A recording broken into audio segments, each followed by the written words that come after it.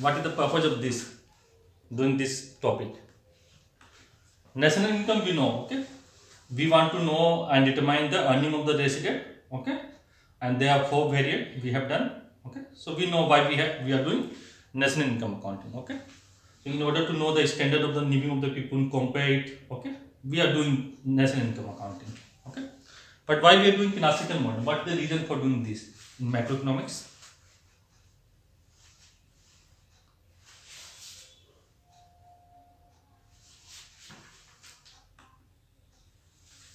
Anyone?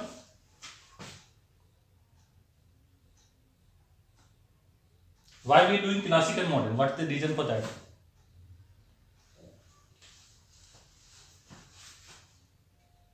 No, not perfect information.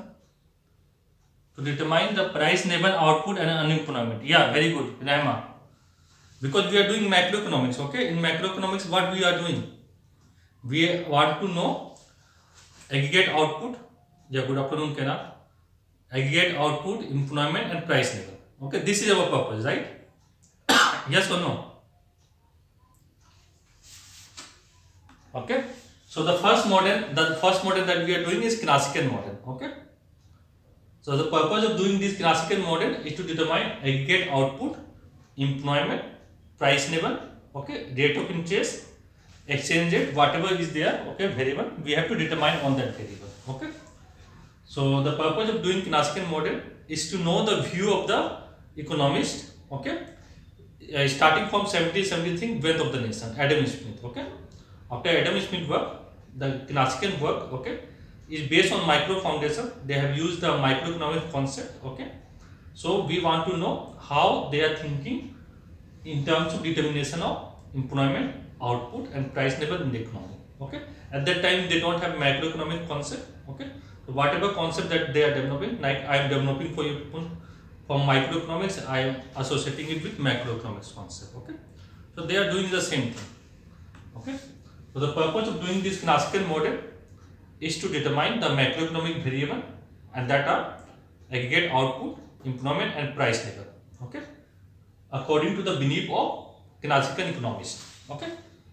So they have certain belief system, and that belief system we will know through assumption, okay.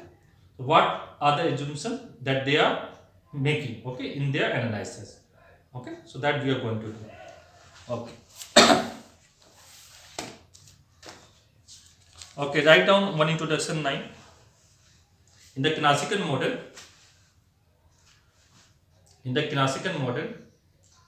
output and employment are determined by production function, comma, neighbor demand and neighbor supply. Neighbor demand, yeah, I repeat again. In the classical model, output and employment are determined by, in the classical model, output and employment is determined by production function, neighbor demand and neighbor supply, given the capital stock and technical knowledge, comma, a precise relationship exists between a precise relationship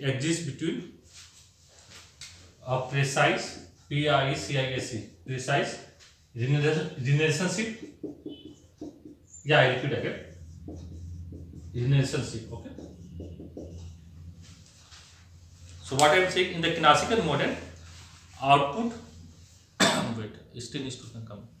In the classical model, output and employment are determined by production function, okay, neighbor demand,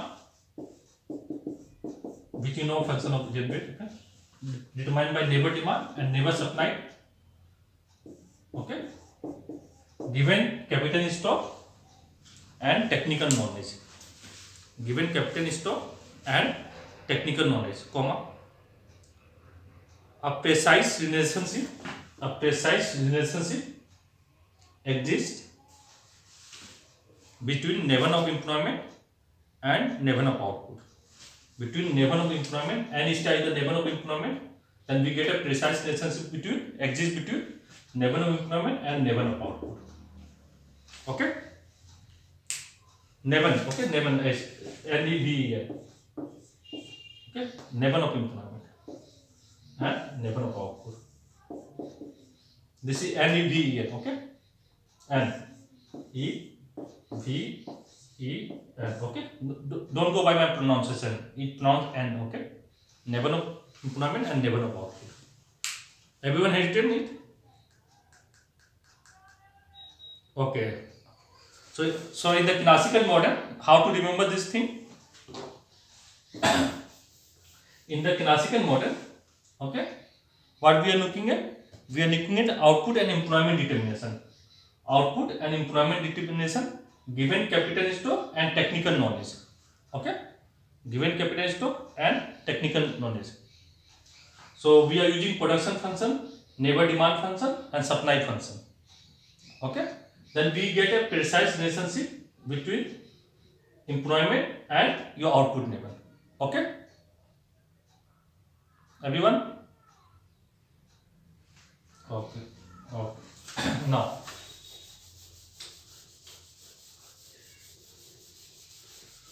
coming to the assumption of postulate of classical model. Okay?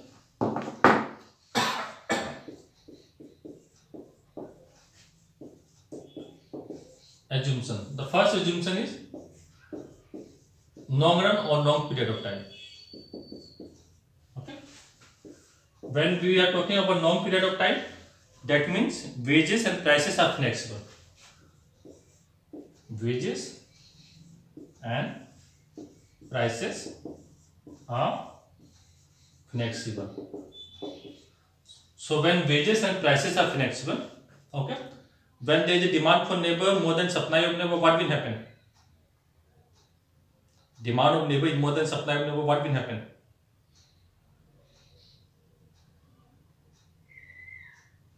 This is nominal wage, okay? When I write wage and price separately, it is nominal wage. When wages and prices are flexible, what will happen? Look at here. This is your demand for labor. This is supply of labor. Supply का भी version of demand of labor is down. Here you have labor and here you have wage rate. Okay? Okay, everyone? Suppose this is equilibrium wage. Suppose this is the wage rate in the market. Okay?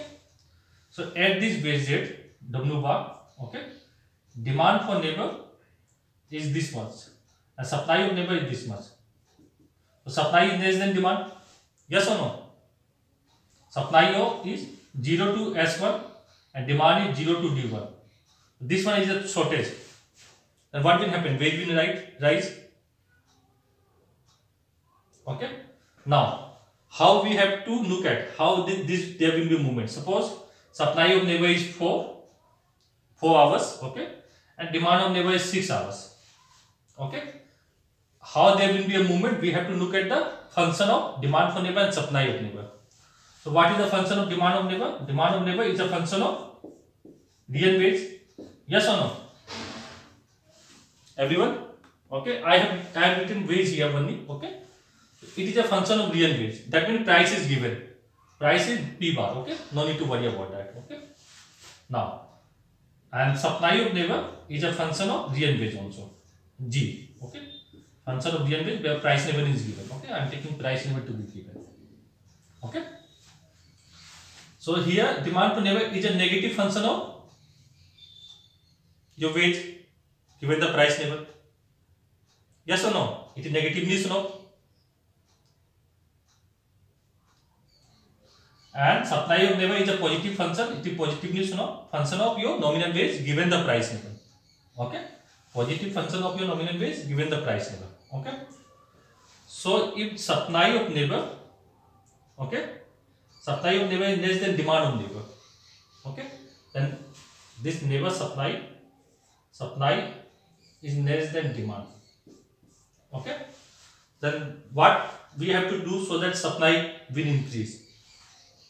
Supply of labor increase wage because supply of labor is a positive function of wage given the price level. Okay, so wage has to increase. Then only supply will, this wage will increase. Okay, then only I can increase the supply of labor. Okay, so when wage increases, labor supply increases. Okay, but at the same time, when wage increases, what is happening? Labor demand is decreasing. Okay, labor demand decreases. Okay, so wage increases from W bar to W star. Okay, so labor supply increases. Okay, labor demand fall. Okay, so you will have equilibrium at 5 unit of labor. Demand of labor fall from 6 to 5. Okay, because wage has increased. Okay, supply of labor increases from 4 to 5 because wage has increased. Okay, everyone. So we will achieve equilibrium in this way here, and here neither supplier of labor has incentive to deviate, no the firm or producer has incentive to deviate. Okay, this is equilibrium. Okay, so in the long run, when we are talking about long run, both wages and prices are flexible. Okay, so in the labor market, okay, if there is no equilibrium, if there is a deviation from this equilibrium, in the long run, automatically this point will be achieved. Okay, if demand for labor is more than supply of labor, wage will increase.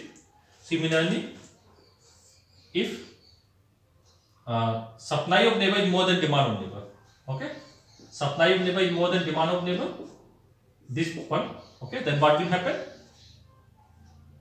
When supply of labor is more than demand of labor, then what will happen?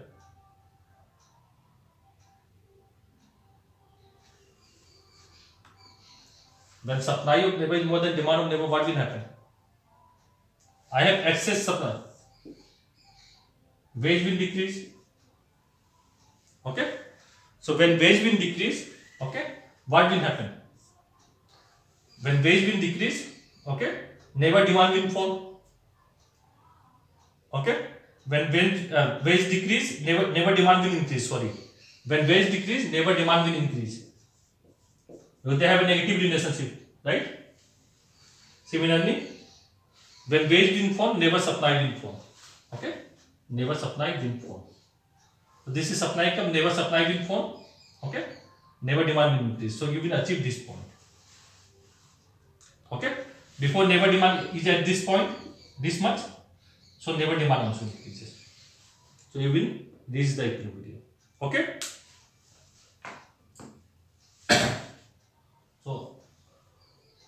So is it clear? God is clear to everyone? Okay. Now, so the first assumption is that or postulate of the classical model is that they talk about long period of time. Okay, when we are talking about long period of time, both wages and prices are flexible. Okay, so automatically economy will achieve equilibrium. Okay, so there will be always equilibrium in the economy. So equilibrium is a normal situation in the classical model. Okay, it is a normal situation in the classical model. Why? Because they are talking about long period of time. Okay, when there is a disequilibrium, automatically wages and prices will adjust. Prices will adjust in the product market. Okay, wage will adjust in the labor market or factor market. So automatically you will have equilibrium in the long run. Okay, then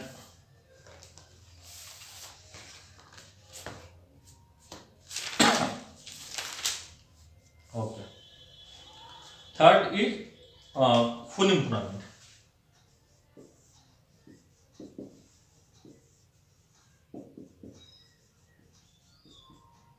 Okay.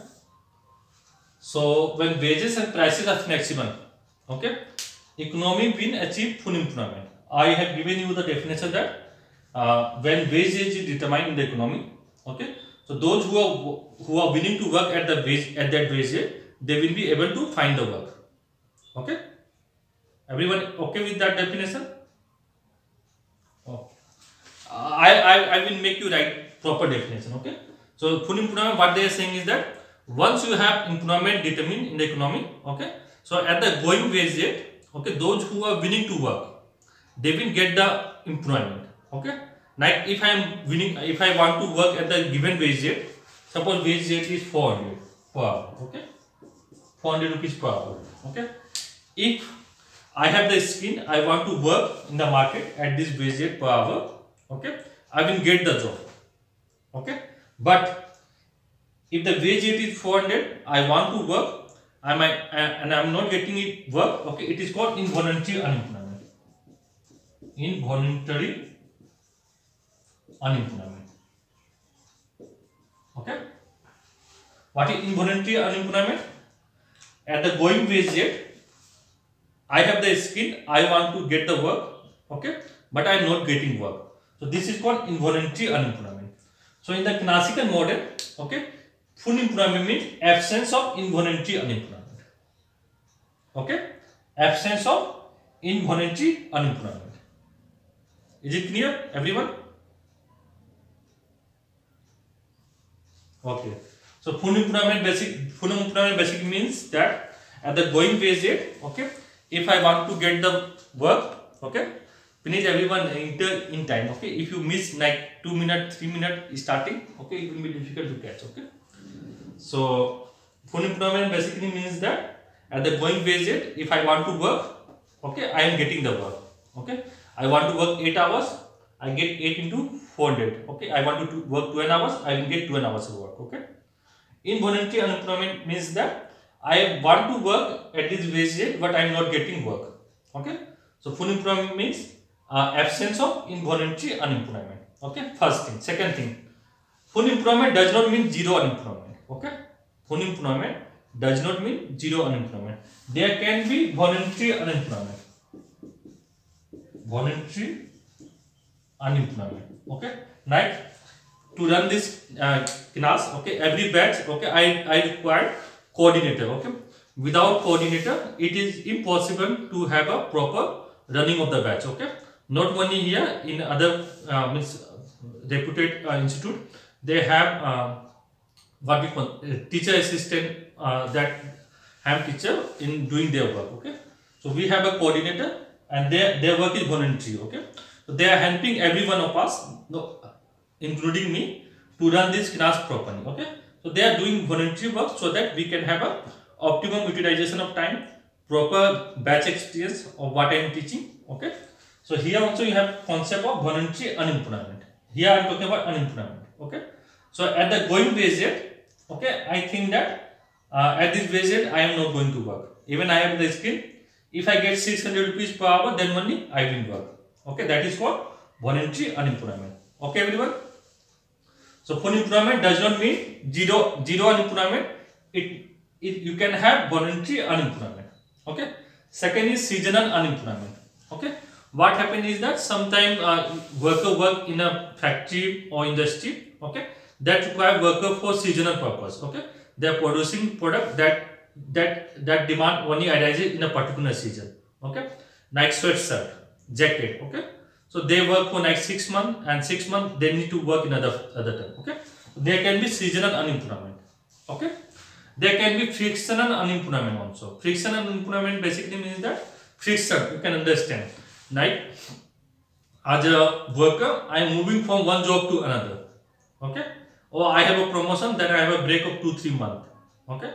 So that period is called frictional unemployment. Or I am not happy with this work, so I take a break to get a job in other firm. Okay. So that is called frictional unemployment. Okay. Then you have structural or what you call technical unemployment. Okay. So suppose the industry that I am working, like suppose I am working in BB College. Okay. They are making technical upgradation. Okay. They are making everything online. Okay. And I am not good in doing things online. And if this is a private university, I don't know how to do online thing, how to communicate with the student online, make notes, provide video on this thing. Okay. So I will have technical unemployment. Okay. I cannot be employed here. I need to find job somewhere else. Okay. So there can be structural or technical unemployment when there is a upgradation in the industry, or there is a structural change in the industry. Okay. So all this thing can lead to unemployment. Okay. So in the full employment, you can have unemployment, but it will be in the form of voluntary, seasonal, okay, structural, or frictional. Okay, but no involuntary unemployment. Okay, those who want to work, they will get the work. It is not that if I want to get the work at this wage rate, I will not get it. Okay, so write down.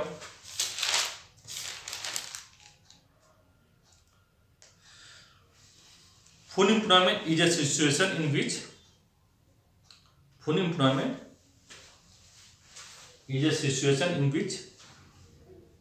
and remember one thing, okay, in the examination they will not ask you what is full employment. I don't know, here they can ask. Okay, so this thing I'm explaining you so that we are using this in the formulation of the theory. So whenever I am talking about full employment, you should be knowing what full employment means. Whenever I am saying wage price flexibility, you should be knowing what I am saying. Okay, long period of time, that means all the things are variable. Okay, so write down. Full employment is a situation in which those who are willing to work, winning, okay, WINNING, okay, those who are willing to work at the going wage rate is able to get a job.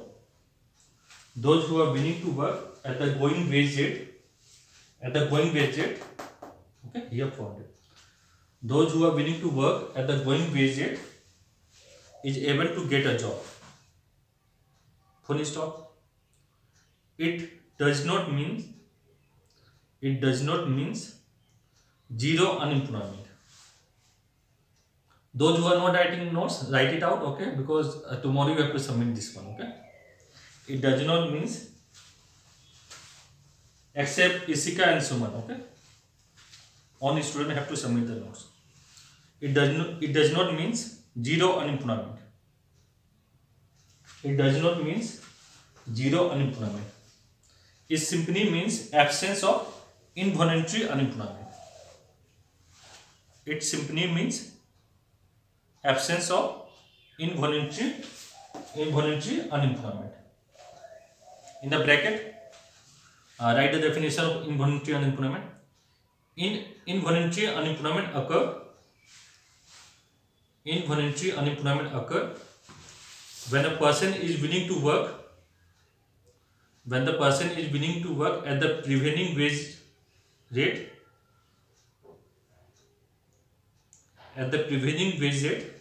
comma, yet is unemployed.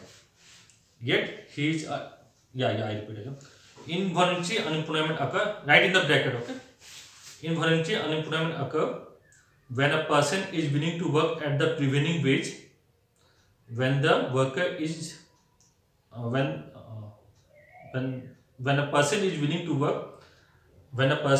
to work at the prevailing wage, yet he or she is unemployed. Yet, after comma, yet he or she is unemployed. Bracket close. Okay, everyone.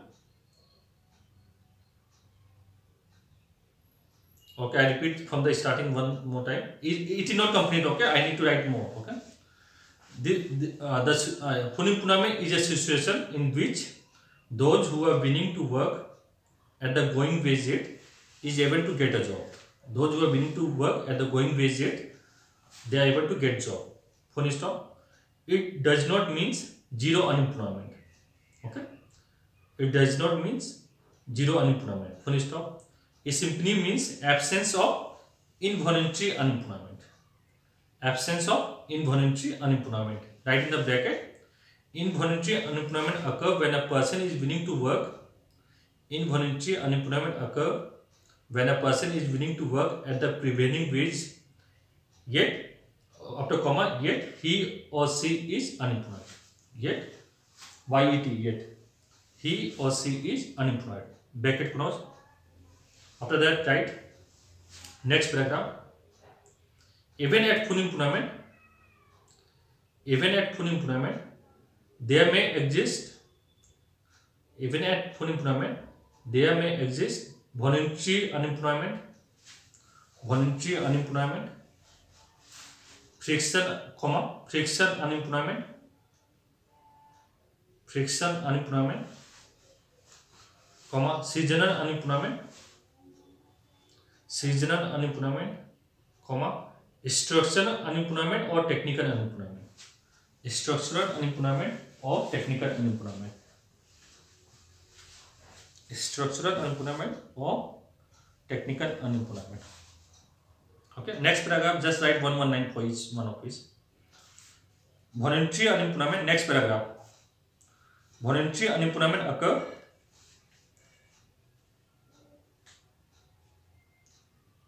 when a person who are able to work, but are not willing to work at the going wage rate. When a person who are able to work but are not willing to work at the going wage rate. Frictional unemployment. Next paragraph. Frictional unemployment arises when a person is searching for a job. Or transferring from one job to another.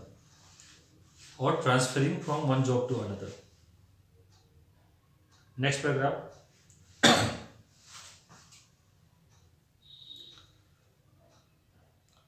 Okay, frictional unemployment arises when a person is searching for a job. Or transferring from one job to another. Okay. Is it clear? Okay. Seasonal unemployment. Okay. So, seasonal. Okay, write down. People work in industries in the seasonal unemployment. People work in industries where they are not needed on year. Where they are not needed on year around. Okay, on. On year around. Okay. So seasonal unemployment arises where people are working in an industry where they are not needed on year around. Okay. Then you have structural unemployment or technical unemployment.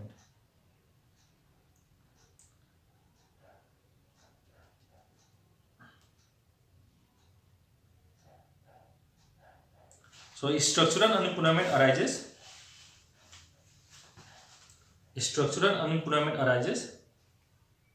due to changes in the structure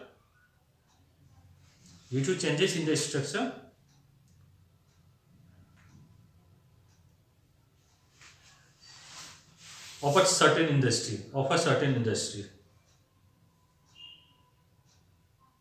In this case, worker don't have relevant skill to work. In this case, worker does not have relevant skill. Okay. SKINN. Relevant skill. INEVENT. Relevant skill to work in the industry, in that particular industry. Worker does not have relevant skill to work in that particular industry. Okay. So this is just like a casual definition. Okay.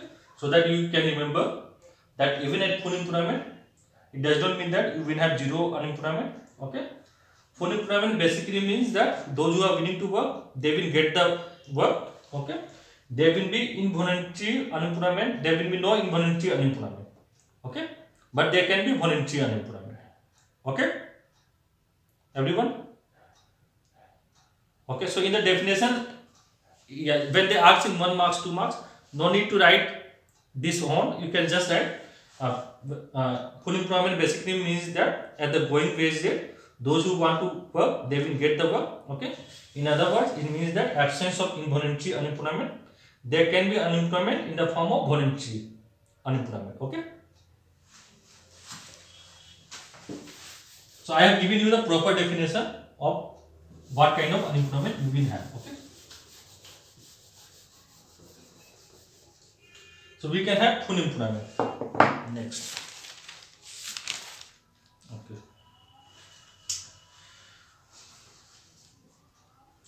Then you have neutrality of money.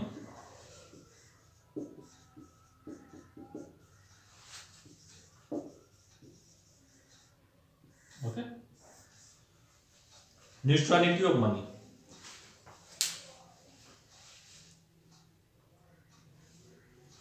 So here what classical economics is saying is that the money, okay, does not affect real variable. Okay, what real variable you have here? Employment, yes or no? N star,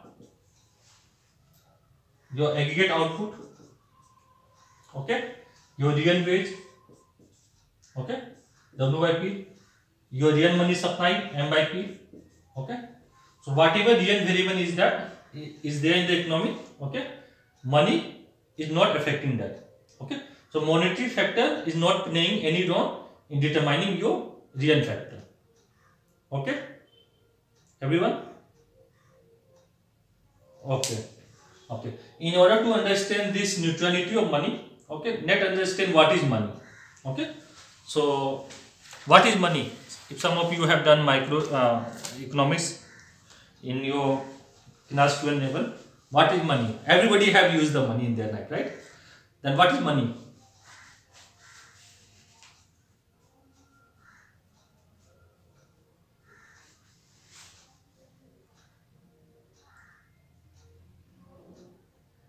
It is a function of money, right? It is a part of the definition also. Yeah, it is a function of money, medium of exchange. Okay.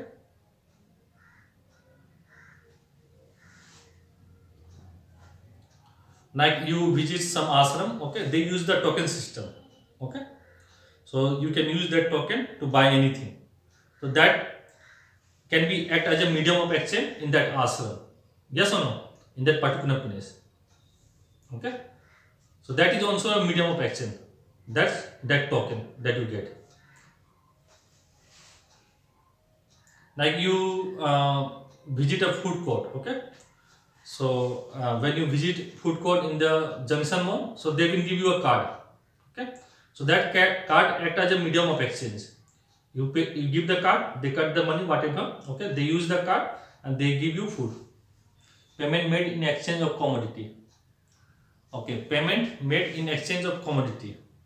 Then why it is called money? What is money? What is the important thing? Why certain thing is called money? Can I call this thing to be money? Yes or no? Say yes or no? No, right? Can I call this piece of paper that I have? This is broken. This piece of paper money? Why? Why? Because when I give it to someone, he or she will not accept. Like 2000 rupee note, okay, everyone have seen it. I have a color printer. If I print that 2000 rupee note and want to buy it, can I buy it? Commodity from it? No. Okay. So the most important thing about to be money is that genuine acceptability. Okay. Anything that is genuinely accepted, anything. Okay. Anything that is genuinely accepted, any item, okay, is considered to be money and can be used as a medium of exchange. Okay, anything that have genuine acceptability and can be used as a medium of exchange, we call that thing to be money. Like take the case of credit card. Okay, so credit card, can I use it everywhere? No. So it is not money, right? I can use it as a medium of exchange, right? I can buy and purchase and buy goods, right? But it does not have general acceptability. If I want to go in the market, okay, and want to buy vegetable using credit card, I cannot buy it, right? So credit card does not have general acceptability, okay? So it is not money. So write down definition of money. In order to understand neutrality of money, I am doing it, okay? So give the heading money, okay? Anything which is genuinely accepted, anything that is genuinely accepted as a medium of exchange, anything that is generally accepted as a medium of exchange is money.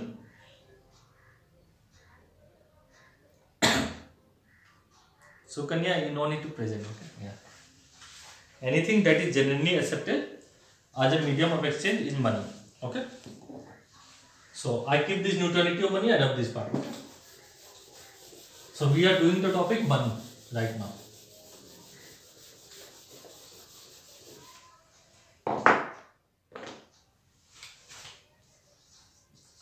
Now write the function of money.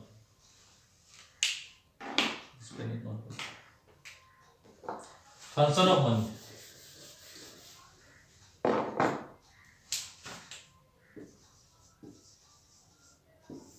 The first function is it acts as a medium of exchange. Medium of exchange. Okay. See, in order to exchange goods, we use money.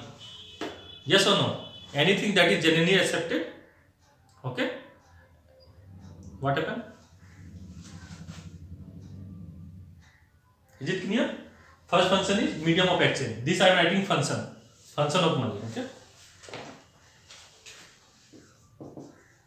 Function of money.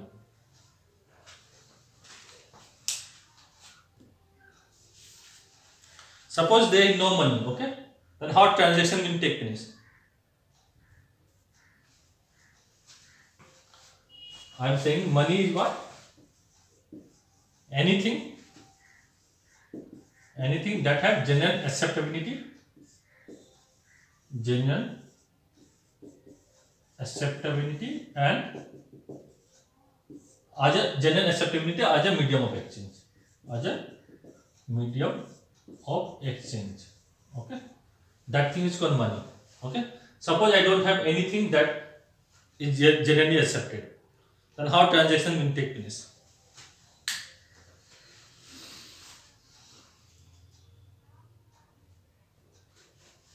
Anyone?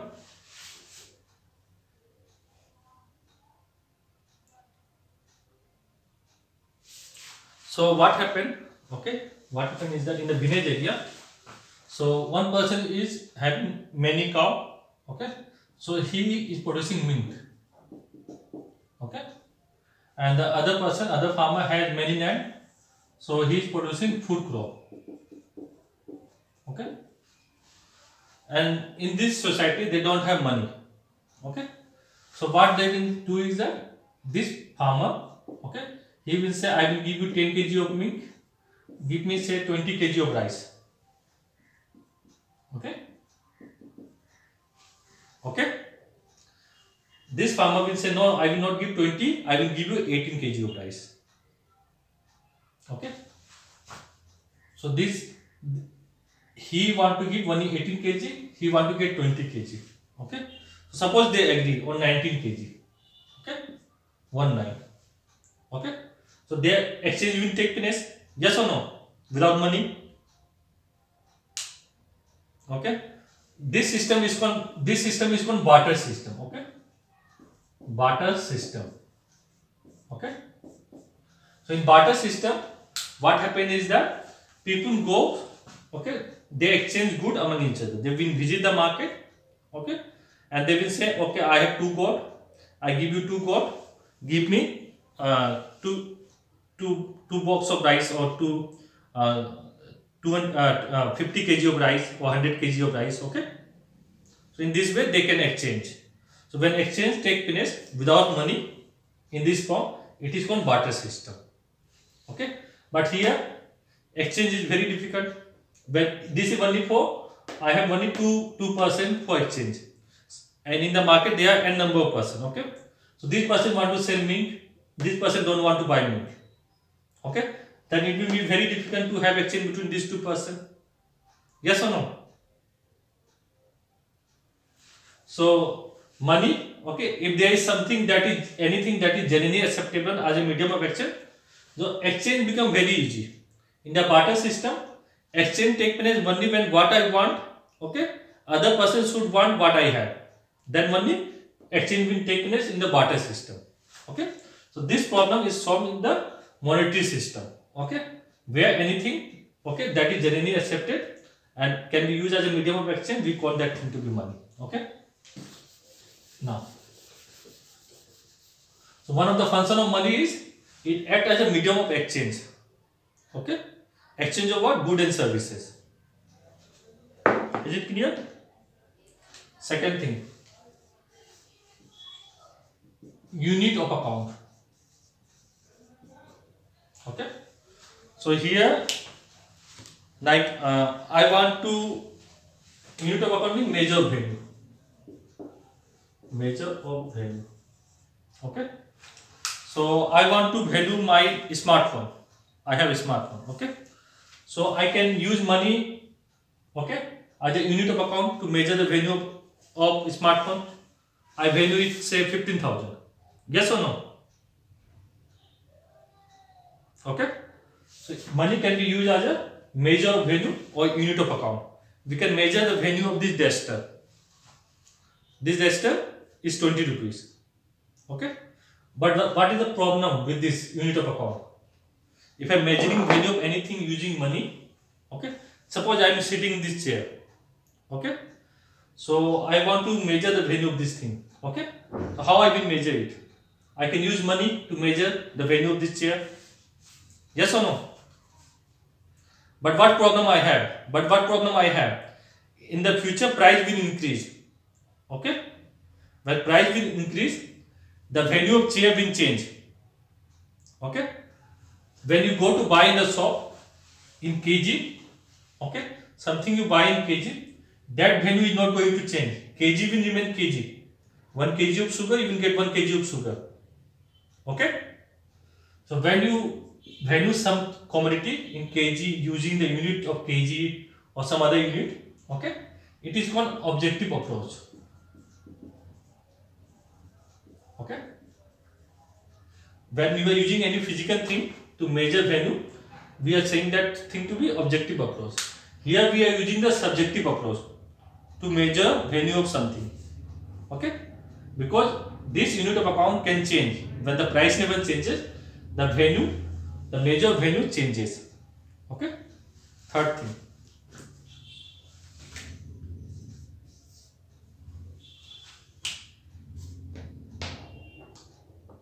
store of value. Store of value. Okay, suppose you have property of say 5 lakh. Okay, and you know that government policy is going to change and the future price will fall to 3 lakhs. So what you will do? You will sell the property and store the value in the form of money. Yes or no? So money act as a store of value also. Okay. So money has 3 functions: medium of exchange, unit of account, and store of value. Okay. In the classical model, okay, money is only used for transaction purpose. Okay. That means money is medium of exchange. Okay.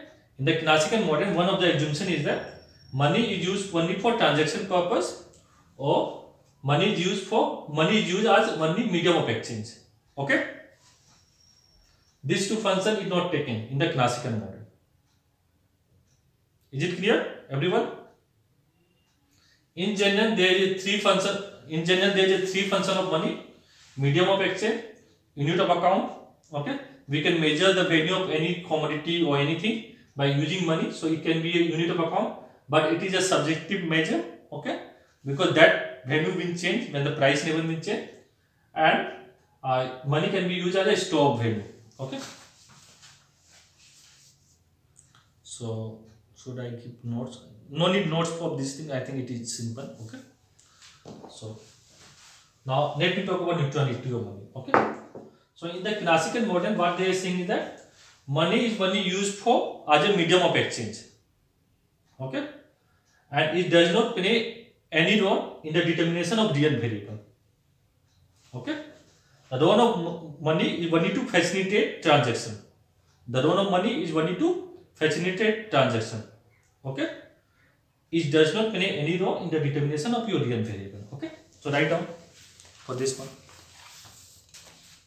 This one you put in the bracket. Okay, this money and function of money. Put in bracket. Make a bracket and put it like this. Okay. This term. Okay. Write for neutrality of money. Classical economists assume that money is used for transaction purpose only. That means medium of exchange. Money used for medium of exchange. Money is used for transaction purpose only. Okay. That is, money is used as a medium of exchange. Money is used as a medium of exchange of goods and services. Money is used as a medium of exchange of goods and services. Therefore, money affect only price level.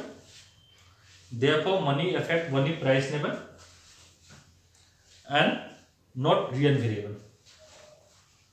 Therefore, money affect price level. I repeat again. Classical assume money is used for transaction purpose. Okay. Transaction purpose only. That is, money is used as a medium of exchange. Money is used as a medium of exchange of goods and services. Money affect only price level. Money affect only, you can say nominal variable also, or just write price level. Okay. Money affect only price level and not real variable. This 9 is very important. Okay. Money, quantity of money. Okay. Affect only price level and not real variable. Okay. Don't worry, I will give the equation later on. Okay. Okay. This is clear. Neutrality of money. Neutrality of money means in the determination of employment output. Write down. Neutrality of money. After that, neutrality of money means in the determination of employment output. Okay. Money does not play any role. Money does not play any role in the classical model. Okay. Neutrality of money means in the determination of employment and output. Quantity of money. Okay, you can write quantity of money does not play any role. Okay. So this is fourth point. Let me rub this point. Okay. So whatever I am doing previously in the classical model, start revising. You will have surprise test. -5 will be there. Okay, those who are not giving test. So I am working little bit. You should working little bit more. Okay. Okay. Next, supply creates its own demand. Okay. Let me put this. Supply creates its own demand. Okay.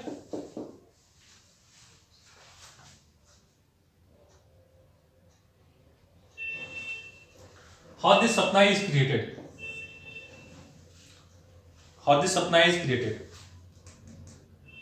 Through production? Yes or no? Okay. So this supply is created through production. Okay. So when production takes place, okay, producer uses what? Factor of production. Yes or no? Net labor capital organization. Okay. This factor of production is getting income, money income in the form of wage, rent, interest and profit. Okay. This is nothing but your money income. Okay. And your money income is only used for transaction purpose. Yes or no? In the classical model, money income is used for transaction purpose only, or purchase of goods and services. Okay. This money income is used for purchase of goods and services. Okay. Because the role of money is to facilitate transaction in the classical model. Okay. So whatever production you have, automatically there will be a demand. Okay.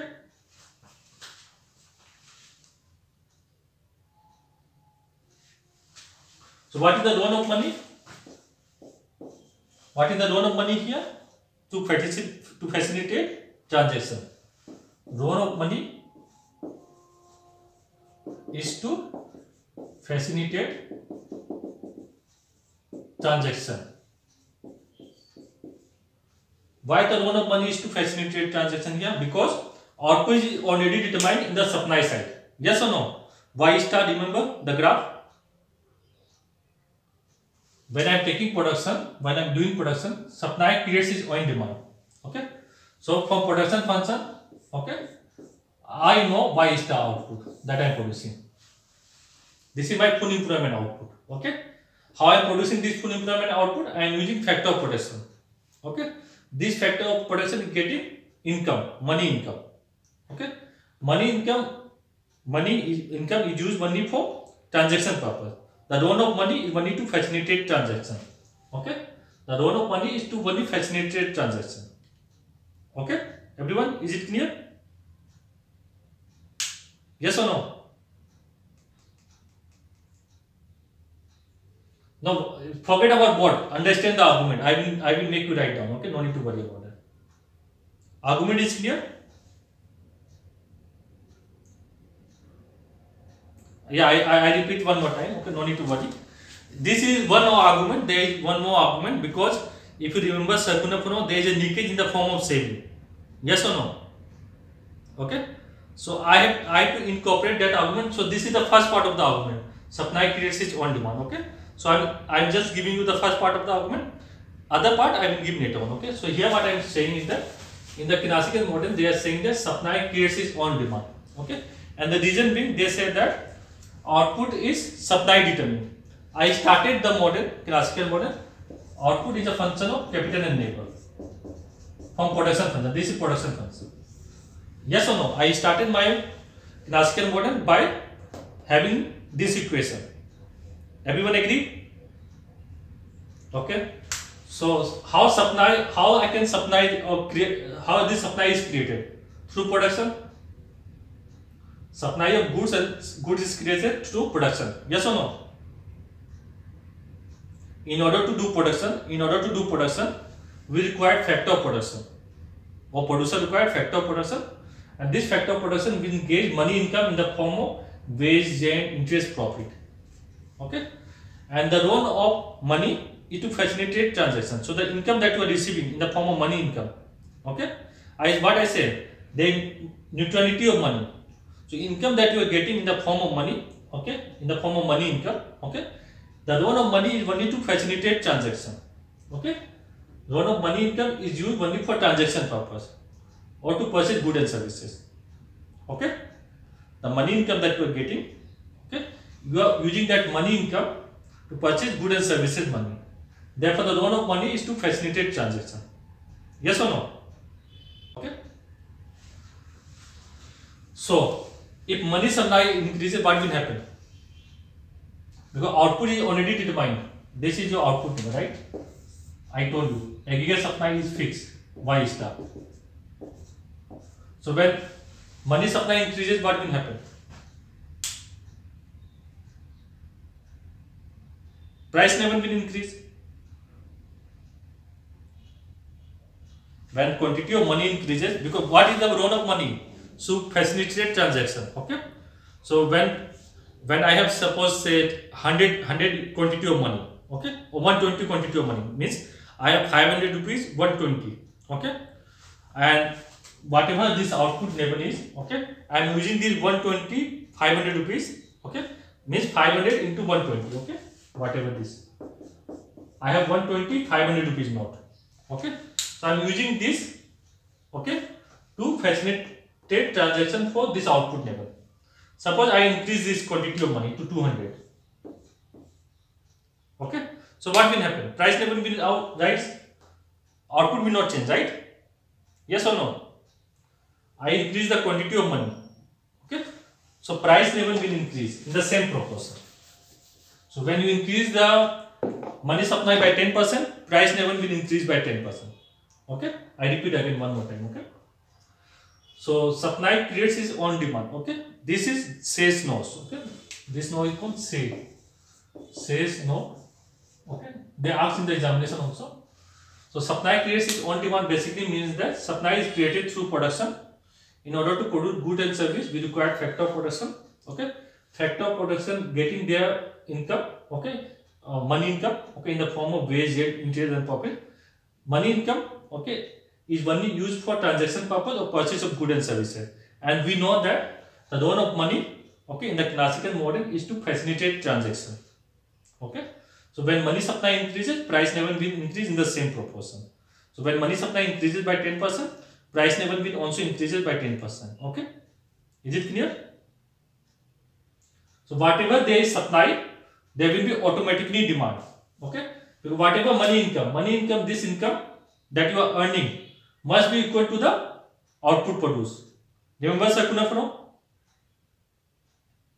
Product method must be equal to income method.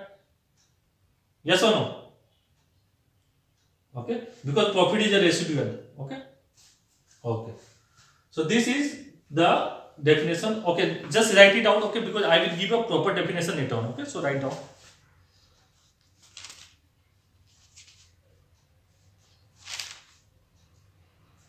Okay.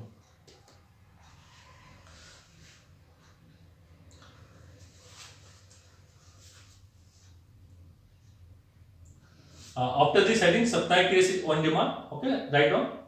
Supply is created through production. Supply is created through production in the classical model.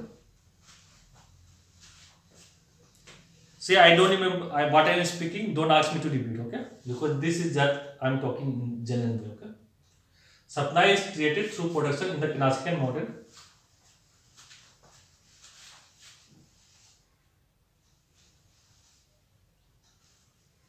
Also, after comma, also in classical model,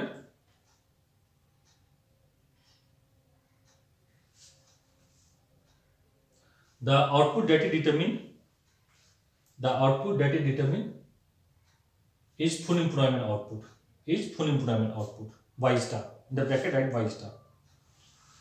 Also, the output that is determined is full employment output. In the bracket write Y star. In order to produce output, comma, producer required factor of production. Producer required factor of production.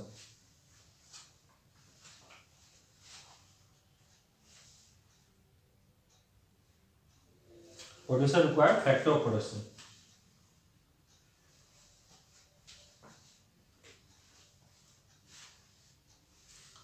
Payment to factor of production. Payment to factor of production in the form of wage, rate, interest, profit is money income to respective factor of production. Is money income to respective factor of production. Is money income to respective factor of production.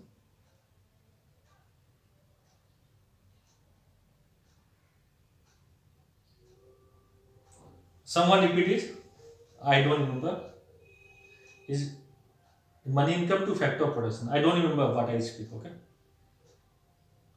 So if you miss it out, okay, ask someone. They will provide it. Okay. In the classical model,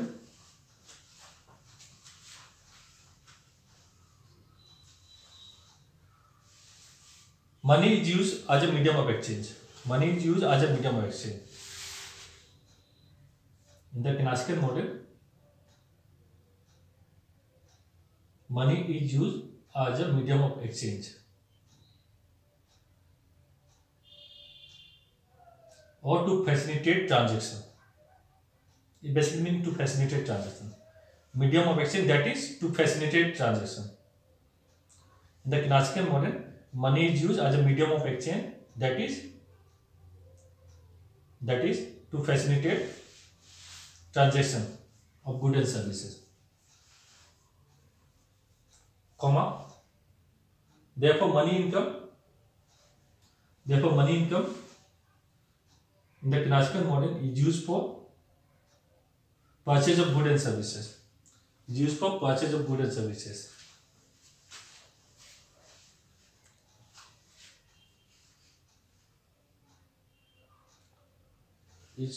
goods and services.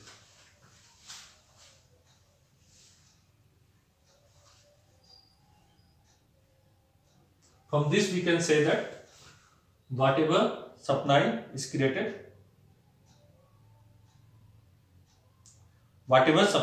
in the economy, demand is automatically created. Whatever supply is there in the economy, demand is automatically created. Whatever supply is there in economy, demand is automatically created. Okay, next paragraph. Okay, just write one more line. Since the role of money is to facilitate transaction,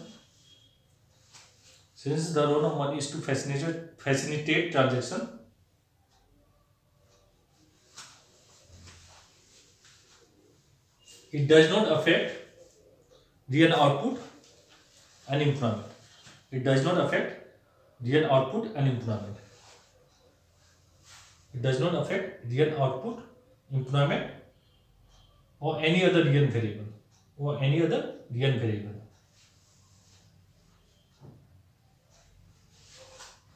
Therefore,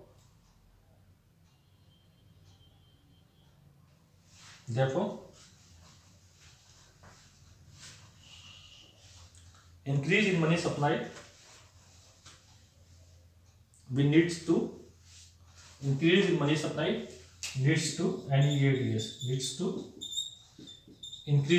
level.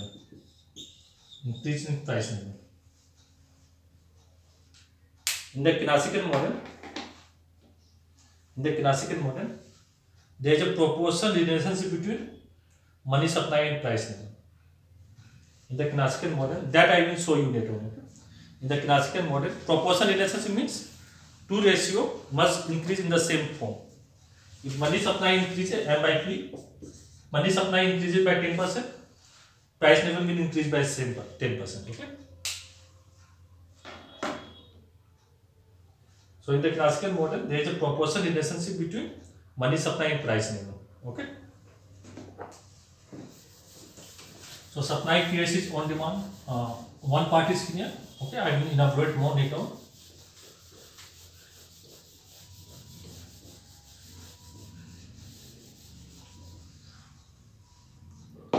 When this condition on supply creates on demand, when we are considering money is only used as a medium of exchange or to facilitate transaction. Okay, so whatever money income you are earning, you are using money for transaction purpose. Okay, transaction of goods and services that you are producing. Okay, so on the factor of production that they are earning income. Okay, they are using that income to purchase goods and services. Okay, everyone, clear? Okay, later on I will introduce saving. Okay, and I will show you how saving is a residual. Like you have profit residual. Okay, because full employment output is already determined. Okay, so we know that the money supply that you have, okay, it is not affecting your real variable, your output. Output is already determined from the supply side. Okay, this output aggregate supply is already determined. Okay, from your production function. Okay, this is your production function. Output is a function of capital and labor. Capital stock is given, technical knowledge is given, okay, or technology is given. Okay, once I know this employment level and star, okay, at the given real wage, okay, I will know this employment level through demand and supply of labor. Okay, once I know this thing, I will know my full employment output. Why this is full employment output? Because at the going wage rate, those who are willing to work, they are getting work. There is no involuntary unemployment. There can be voluntary unemployment, there can be frictional unemployment, there can be seasonal unemployment, there can be technical unemployment, but no involuntary unemployment. So I had employment any star, and based on this employment, whatever you have through demand and supply of labor. Okay, this is demand of labor, this is supply of labor. I know this is the employment N star. So if this is employment, this is my full employment output. So this is full employment labor. Yes or no? N star is my full employment labor. Yes or no, everyone? Because those who are willing to work at this wage rate, they are getting work. Okay, this is my full employment of labor force. Since this is full employment of labor force, and I can make more production by employing more labor, so at this full employment of labor, who is coming in this time? Labor, I have this full employment output. Okay, so output will not change, this Y star. So it is a vertical line. Okay, it is independent of your price level. Okay, price level. This I have tried many times, and I will do one more time when I am giving you the notes. Okay. So supply creates demand is clear. Okay, partially I have done it. Okay, I will do it later on. Now, absence of money in user or no money in user. No money in user. One SCC, not two. Okay. Okay. So what is money in user? Or price illusion also we call. So money illusion or price illusion basically means that, okay, when my nominal variable increases, I will think that I am getting richer, my income increases or wealth increases. Okay. So when I have money illusion, I will see everything in nominal term. Okay, everyone. If my wage increases, I will think, okay, my wage has increased. I will not see in real term whether the price level increases or not, how much good I am able to purchase or not, that I am not able to see. Because classical economists are talking about long run. Okay, so in the long run, there is no money illusion. Okay, so write the definition of money illusion.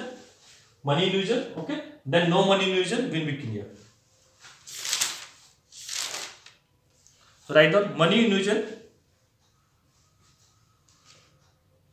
State that I just giving definition of money illusion. Okay, then I will talk about the money illusion. Money illusion state that people have a tendency to view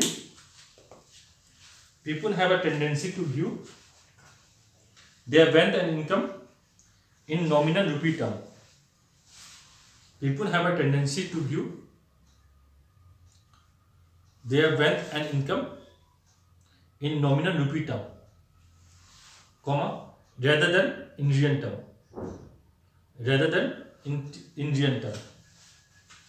Okay, this is money illusion definition. Then what is no money illusion? Anyone?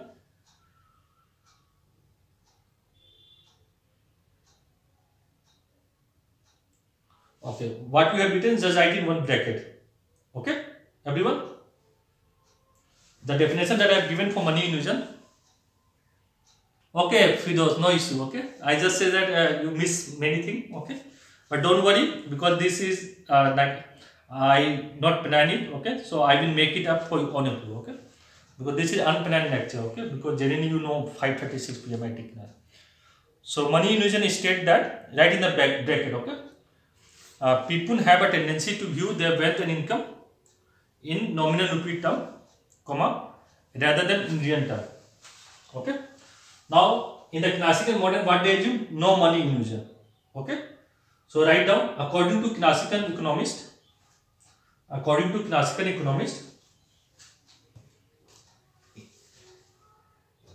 in the long run,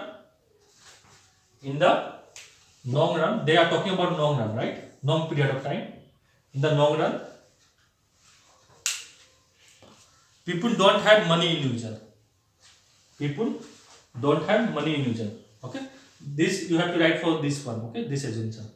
People don't have money illusion. That is, people will view their wealth and income increase or decrease in real term only. People will view their wealth and income increase or decrease in real term only. Okay, clear? No money illusion? Yes, no, maybe. Okay, very good, very good. So 6 assumption is clear. Okay. Now what?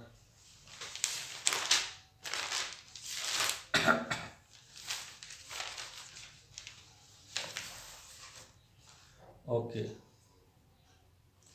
Dichotomy between real and nominal variable. 7th. Dichotomy means separation. Okay. Dichotomy between real and nominal variable. So in the examination they will ask about Knassian dichotomy about real and nominal variable. Okay. So basically what Knassian is saying is that we can make separation between nominal variable and real variable. Nominal variable and real variable in the nominal. Okay. Real variable. So what nominal variable you have? Nominal wage. Yes or no? Price never. Okay. This is your nominal variable. Nominal rate of interest. Okay. Exchange rate. Okay. On these are your nominal variable.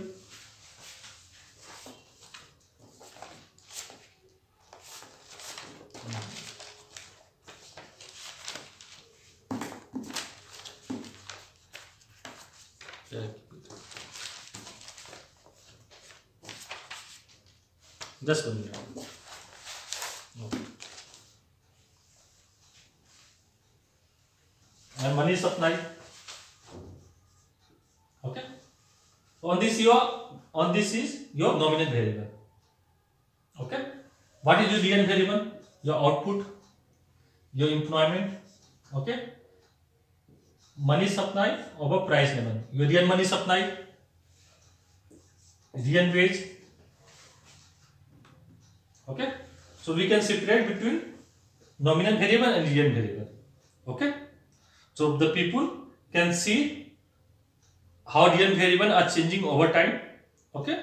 And they can separate the changes in nominal variable to the changes in real variable. Okay. Is it clear? Yes, no? Okay, write down. As per Knassian thought for this thing, dichotomy between real and nominal variable. Write down. As per Knassian thought, nominal and real variable in the economy are separated. Nominal and real variable in the economy are separated. Okay, let me take a screenshot. I forget already. 1 minute. First semester. Okay. Today date is 17, right? 17 January. Okay.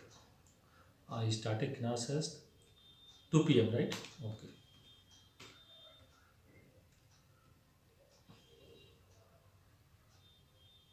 Just 1 minute, okay? Let me take screenshot.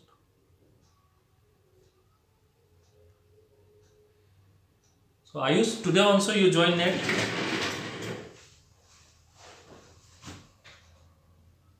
You are here, Ayush?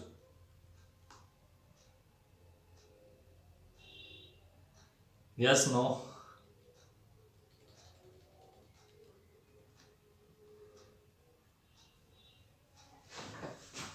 Okay.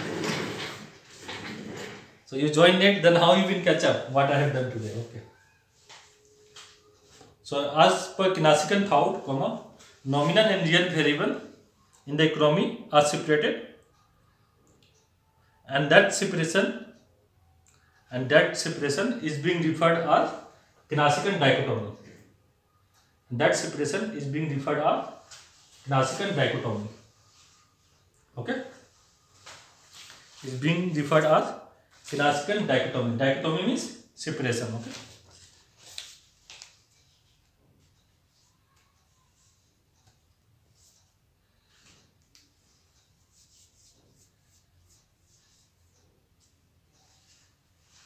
Okay, write one more paragraph. Okay, generally we use this paragraph regularly. So Keynesian concept. Okay, after writing that line, okay, Keynesian concept is based upon Keynesian dichotomy. Keynesian concept is based upon Keynesian dichotomy. So whenever you write any answer of Keynesian model, okay, the paragraph that I am giving now, this one, okay, you can write in the beginning, first time, in the beginning, okay, because this is an important part of Keynesian analysis.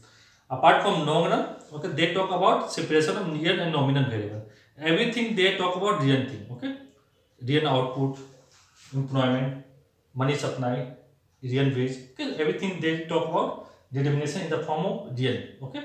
Real means in terms of quantity, okay, in terms of how we can quantify that thing, okay. So Keynesian concept is based upon Keynesian dichotomy, which means separation between real and nominal variable.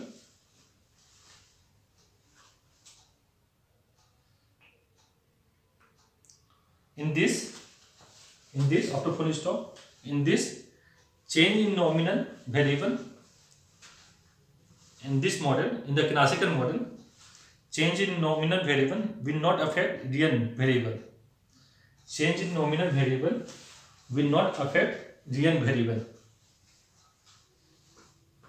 But change in one nominal variable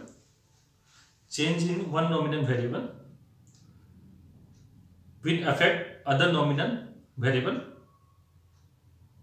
Okay, change in one nominal variable will affect other nominal variable, but not real factor. Okay, but not real factor. So I will do one graphical depiction once I finish this assumption part. Okay. Okay. So I am saying Keynesian model is based upon Keynesian dichotomy, which means separation of real variable and nominal variable.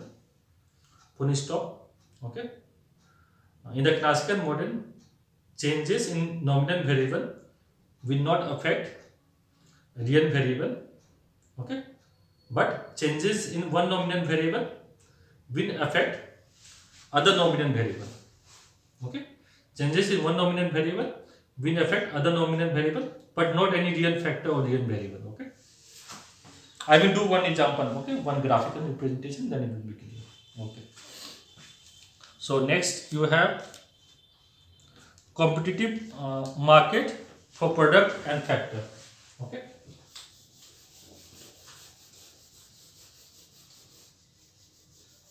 Let me have this thing. Competitive market, perfect competition. I have talked with you people. Okay.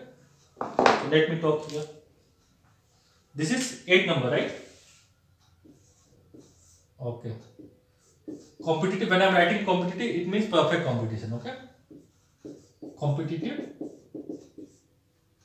market for product and product spelling, just make it proper. P-O-D-U-C-T. Okay. Product and factor. Factor means I am talking only about neighbor. Okay. So there is a competitive market, perfect competitive market for factor, product as well as for factor. What does it mean? That price, okay, in the economy, the price that is determined will be taken by the firm. Okay, they are doing microeconomic analysis. Okay, in the Keynesian case, this is your aggregate supply curve. Okay, this is one of the extreme possibilities. There are two extreme possibilities. One is horizontal, one is vertical. Okay, so in the Keynesian case, this is your aggregate supply. Yes or no? Everyone. In the Keynesian model, your aggregate supply curve is vertical. Okay. Why it is vertical? Because this output level is determined by the full employment of labor force. Okay, let me do it one more time. Okay, I am coming to that part. Wait. So, what I am doing is that here you have labor. Okay, and there is generally in the book right hand. So right hand. Okay, and here you have real wage. This is your demand for labor. Okay, labor demand, and this is your supply of labor supply. So what we are saying that at this real wage, those who are willing to work, they are getting the job. Okay, and I get the number n star. So this much is the amount of worker that are willing to work. Okay, this is my full employment of labor force. Okay, everyone. Yes, no, maybe sir. Okay. So rather than drawing this graph here, I draw here. Okay. Okay, let me draw it here. So this is my production function. Okay. Here I am writing output, aggregate output. Here I am writing labor force, same n. Okay. So once I know my employment level, full employment level, I will know my full employment output level, y star. Okay. Now let me draw this graph here.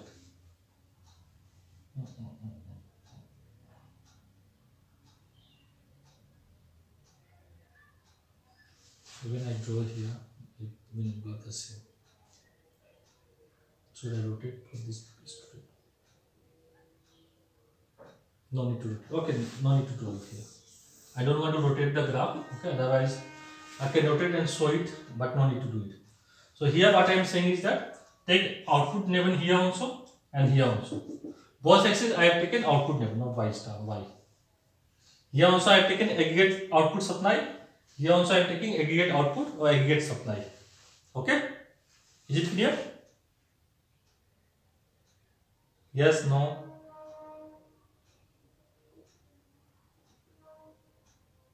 Okay. So next my purpose is that I want to divide this axis in equal part. So when I take this axis to be 1, here I take 1. So I get 1 point. If I take this 2, I take 2. So I join this point, I get the value of this axis where I have taken y, and value of this axis is same at this point. Okay. So I will draw a line, 45 degree line from the origin.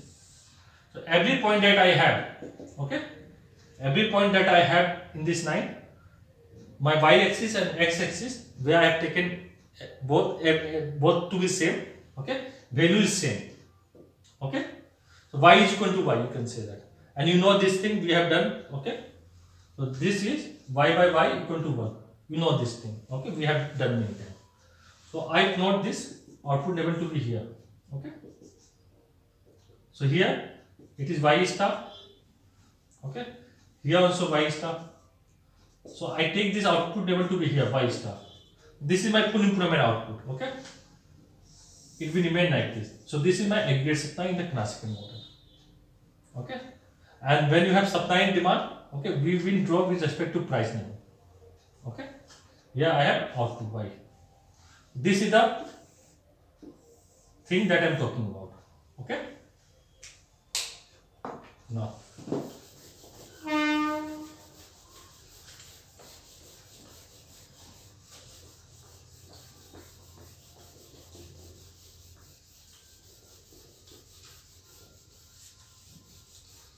that means your supply is fixed, you cannot change it, okay. Once you know the full employment level of labor force, you cannot change the supply. So look at this. This is your aggregate supply curve, okay. This is your full employment output level, and here your price level, okay.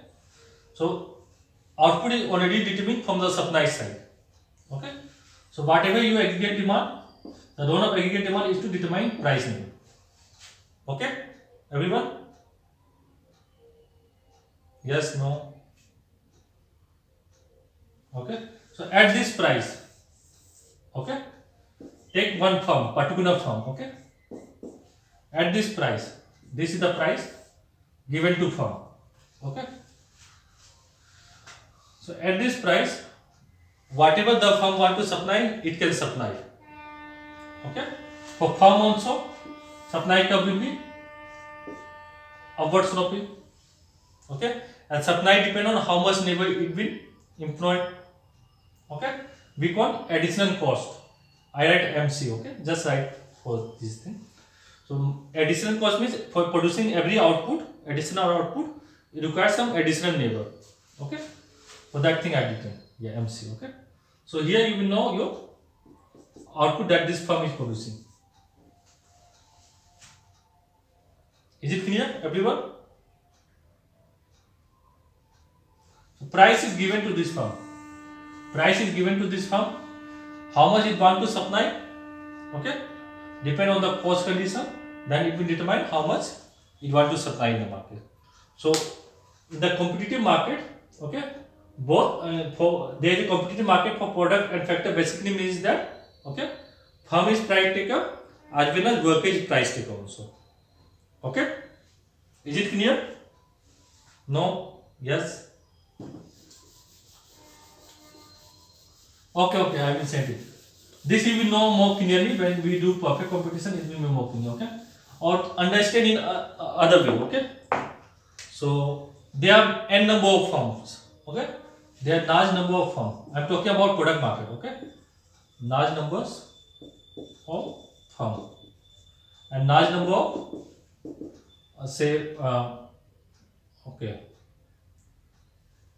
okay, just keep for product market. Okay, there are large number of firms.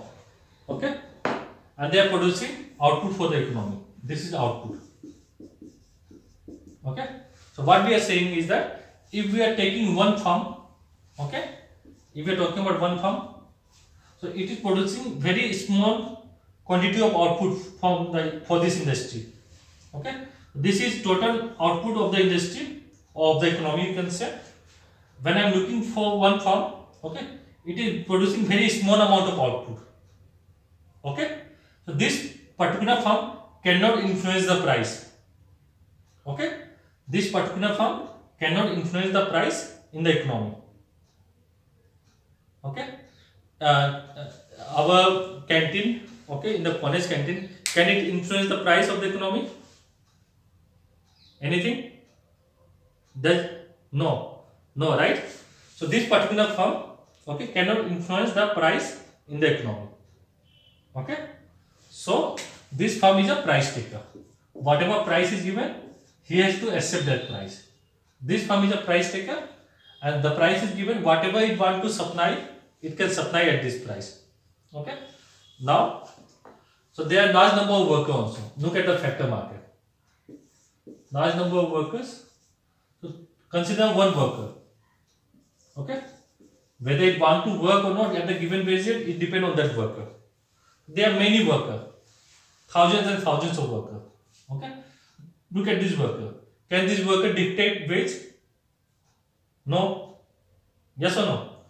So whatever wage is given, that worker had to accept that wage. Okay. This is what we mean by perfect competition. Okay. In the perfect competition, okay, the firm will take the price whatever given in the market. Okay. It is determined through, in the classical model, you aggregate supply curve is vertical. Okay. So demand and supply in the product market. Also in the neighbor market, you have market demand curve for neighbor, which is downward sloping, that I have discussed. You have market supply curve, which is upward sloping. So this price is determined. Okay. Or wage rate is determined, real wage rate.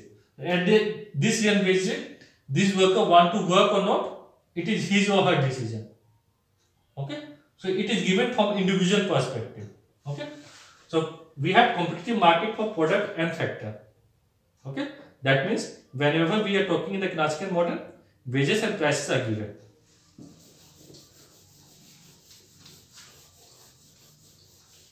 It will be more clear, no need to worry about that. Okay. Just right. So we have competitive market for product and factor. Okay. Next.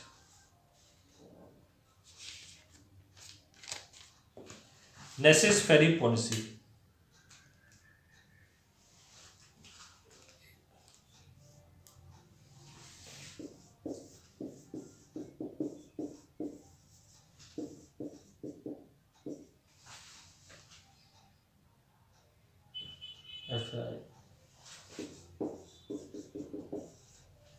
So laissez-faire policy means no intervention of the government.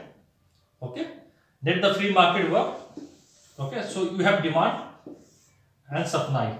Okay, only in the Keynesian case, okay, remember supply is generally upward sloping.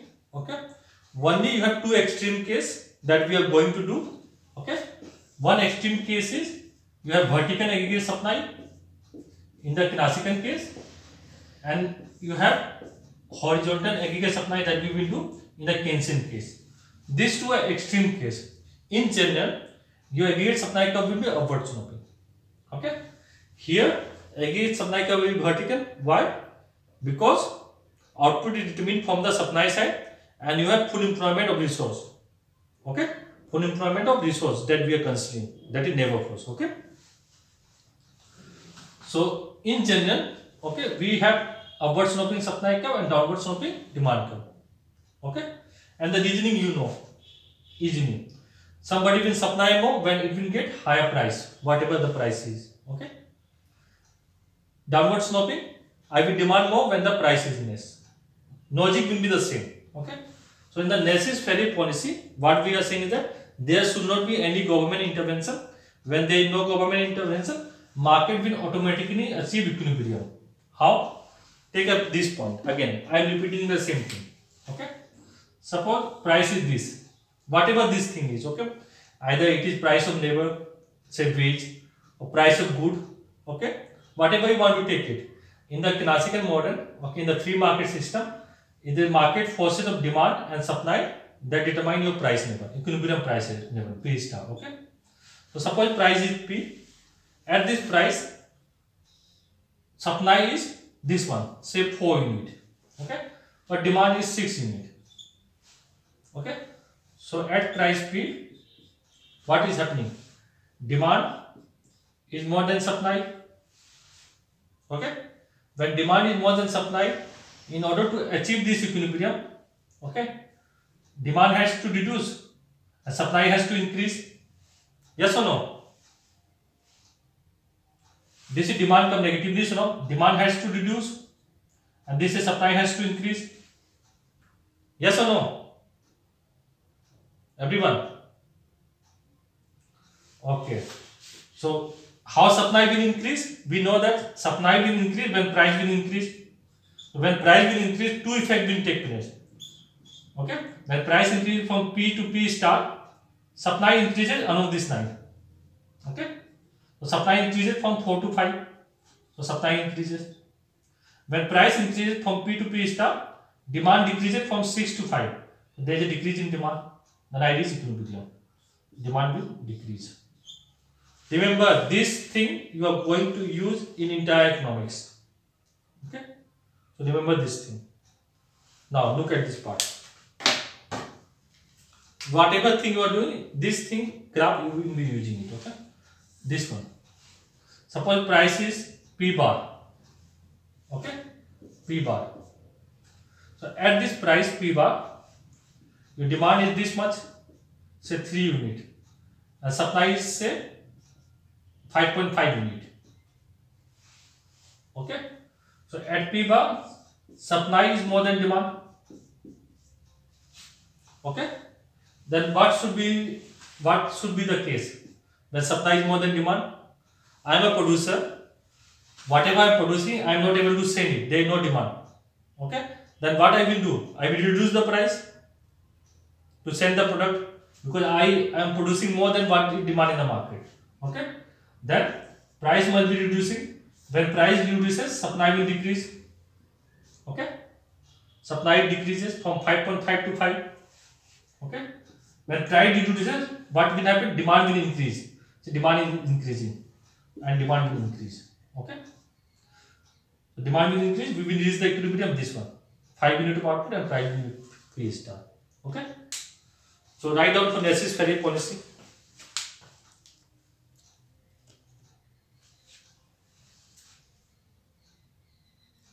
And Adam Smith, okay, the working of this form of market, that market without government intervention will achieve equilibrium automatically.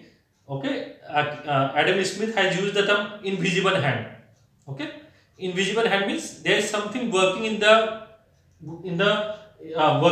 working for achieving this equilibrium in the market. Okay, There is some invisible hand working so that the market is achieving equilibrium. Okay. So Adam Smith has used the term invisible hand. There is some invisible hand working in the market so that demand and supply of goods, okay, balance it out. Okay. So Nash-Farey policy means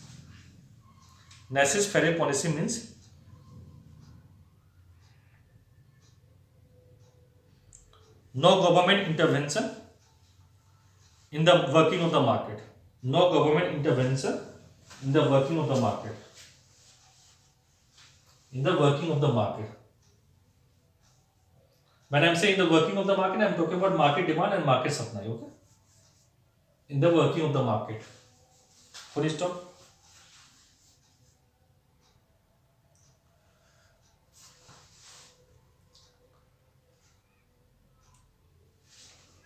According to this policy,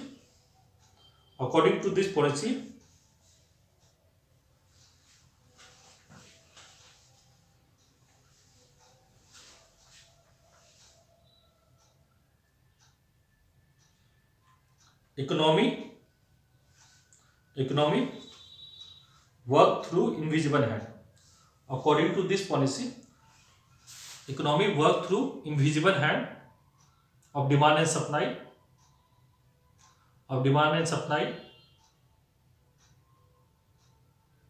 Economy work through invisible hand. Write down economy work through invisible hand to achieve equilibrium. Through market demand and supply without government intervention. So Nash-Farey policy means no government intervention. Okay, market and demand and supply will work out through invisible hand to achieve equilibrium. Okay.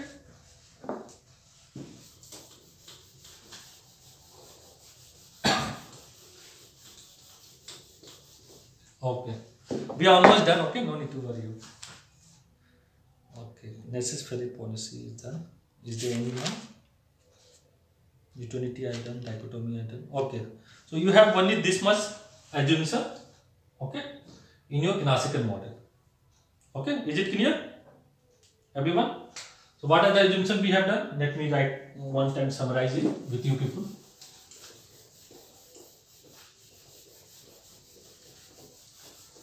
I am not finished yet. Okay, I need to do the nominal variable part. Okay, don't worry. Okay, I am not going anywhere. Okay, I am just doing the assumption part just for a quick revision. Okay, so they talk about long term. Okay, in the long term, wages and prices are flexible. So when wages and prices are flexible, you will be able to achieve full employment. Okay, this I will show you just now. Wait. Okay.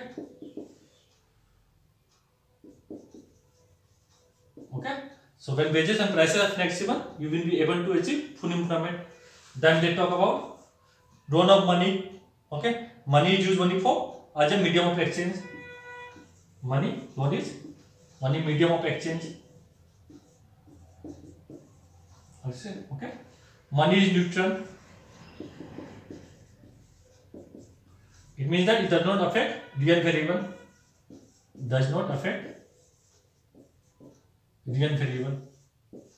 That means quantity of money does not affect real variable. Okay, this thing we have talked about. Then what we talk about? After this, what we talk about? Supply creates its own demand. Says no. Yes or no? Whatever will be supplied, demand will be automatically created. Okay? Yes, no, maybe. Okay, then what we talk about? After says no, no money illusion. Yeah, absence of money illusion, no money illusion. Then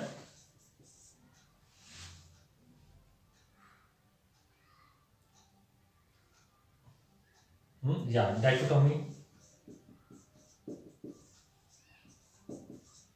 Real and nominal variable. Get it like this. Okay. That means we can separate real and nominal variable, okay, and we can make the analysis. Then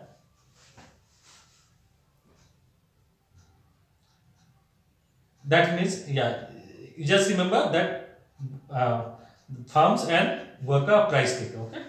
So competitive market for product and factor, okay. That means both firms and worker price taker. The factor markets, when I look at individual worker, I am a price taker, and the going wages, I want to work, I get the work, okay.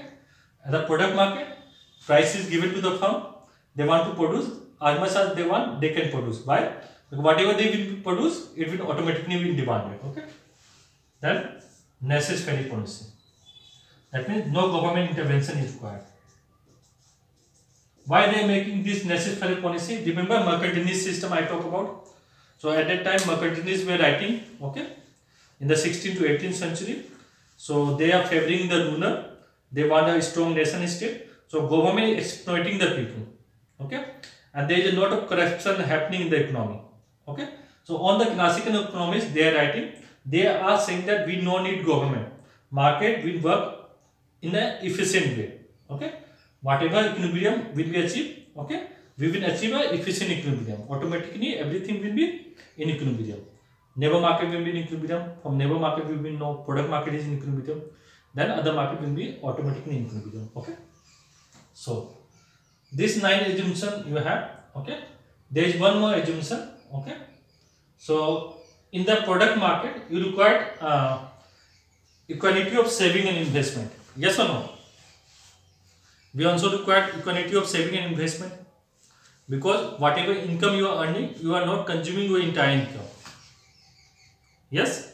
Everyone agree?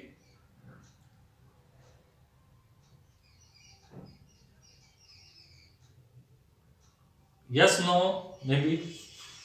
So one more assumption you can put it, one more assumption 10 from 1 you can put it, okay. So the income that you are earning, okay, you are not spending the entire income, okay.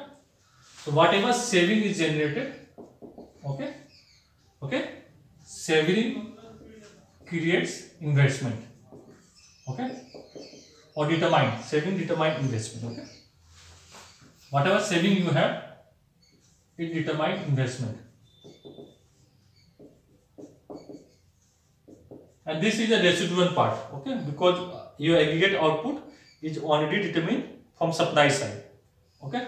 So from demand side, okay, whatever you have from product side, saving determine investment, and they will be in equilibrium through variation in rate of interest, okay.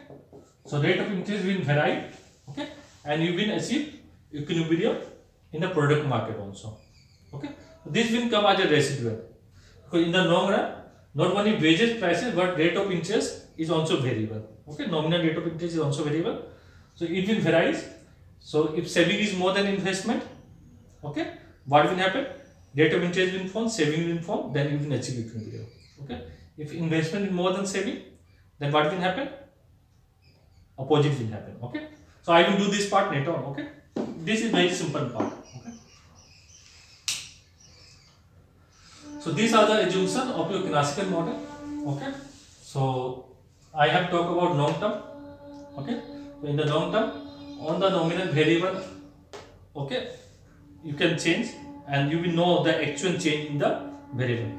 If prices are increasing and wages are not increasing, this is wage and this is price. This is my real wage, okay. Nominal over price you will get real variable. So this is my real wage. So when price level is increasing, wage is not increasing, in the long term I will be able to see this, okay. So you can add one more assumption, perfect information. Perfect information, that means I will be able to observe the changes that is actually happening in the economy in the long run, okay. So I don't have imperfect information, okay. So right now, like I am teaching you, okay. So you are getting not in this way. Let me explain in another way. What way? Take the case of stock market, okay. The people that are working there, okay, that have some additional information. Yes or no? And if you or me, I want to invest in the stock market, I will not have on that kind of information that the people that are working there. Understand everyone? Or take the car. Suppose you have a car, okay, and you are using the car. You want to sell that car. You know the condition of car, but when you want to sell the car to me, okay, I am a buyer and you are a seller, okay, you will not provide me the perfect information about the car thing, right? You will always try to show that no, everything is fine in the car in order to sell to me, right? So you have more information than me. So there is imperfect information. You have more information than me. Yes or no? Okay. But here they are saying that we have perfect information. So when prices are rising, worker is able to know that their real wage or the actual amount of quantity that they command is falling. Okay. So they will reduce their labor supply. Okay. Unemployment I talk about. So here unemployment means at the going wage rate, those who want to work, they will get the work. Okay. Or you can say there is an absence of involuntary unemployment. Money illusion, money is neutral. Okay. It basically means that money does not play any role in the determination of your real variable or the determination of your employment and output. Okay. Says no, supply creates its own demand. Okay. So supply is created through production. In order to produce goods and services, you require factor of production, and you pay factor of production money income. Okay, and you know the loan of money. Okay, to facilitate transactions. So the money income that I am getting as a factor of production, I have been used to purchase goods and services. Okay, so higher the money supply, higher will be the money income, higher will be the price level. So there is a proportional relationship between money supply and price level. No money illusion. Money illusion we talk about already. That when you cannot separate everything, you will look in nominal term. If my wage increases, not wage, salary increases, okay, I will think in nominal term, okay, my salary is increases, okay. But no money illusion basically means that everything I will look in real term. How much command I have on the quantity of goods and services that I am consuming, okay. Dichotomy means separation between real and nominal variable according to Knauskamp, since they are looking for long term, okay. So agent in the economy can separate real and nominal variable, okay, and whenever there is a changes in nominal variable, it will not affect the real variable, okay. Competitive market for product and factor basically means that in the product market, individual firm is very small, it cannot influence the price, so it has to take the price, okay. So at that market price, whatever it want to produce, it can produce, and because supply creates its own demand, so whatever it is producing, it is automatically demanded. In the factor market, individual worker cannot influence the price because on worker are homogeneous. Okay, you can add one more assumption. Worker are homogeneous. Okay, product is homogeneous because perfect competition means one of the assumption is identical product. Okay, this is the assumption of competitive market. So on the neighbor are homogeneous. Okay, so in 1 hours I can put I am homogeneous with other worker also. So I am identical. I am not having any additional quantity. Okay, so wages will be the same. As an individual worker, I cannot influence the wage. Laissez-faire policy basically means that there is no government intervention. Let the free market work, then automatically equilibrium will be achieved. Okay, so some invisible hand is working to achieve that equilibrium. Okay, without government intervention. So when we see that supply is more than demand, what will happen? Price will reduce. Okay, when price reduce, supply will reduce little bit, demand will increase. So automatically equilibrium will be achieved. When price is lower than the equilibrium price, this equilibrium price lower than the equilibrium price, then at that time demand is more than supply. When demand is more than supply, then what will happen? Price will rise. When price will rise, demand will fall, supply will increase, then automatically some equilibrium will be reached. Okay. Then I say that we need equilibrium in the product market also. So entire income, if you are not consuming, you are saving. Okay. So it is saving that is determining your investment here. Okay. Remember when I am saying saving is determining investment, not the other way around. Don't write it other way. Okay. Saving determine investment. So whatever you are saving, automatically it is invested. So this is supply creates demand. Also here it is happening. Okay. This is supplying, you are supplying saving fund, then it is demanded. Okay, so saving determine investment. Okay, and it is through variation in rate of interest, not only wages and prices but rate of interest onto flexible. Okay, so it will varies, so that saving will be equal to investment. That I will show it. Okay, later on. Then you have perfect information. In the long run, you have perfect information. So if there is a changes in prices, money price level, you will know that your real wage is increasing or decreasing. Okay, you will understand that. So these are the assumptions that you know. Okay. So now, so I will end this lecture here, and next lecture we will have, let's see, tomorrow or day after tomorrow. Okay, and tomorrow you people have to submit this lecture before 10 a.m. Okay.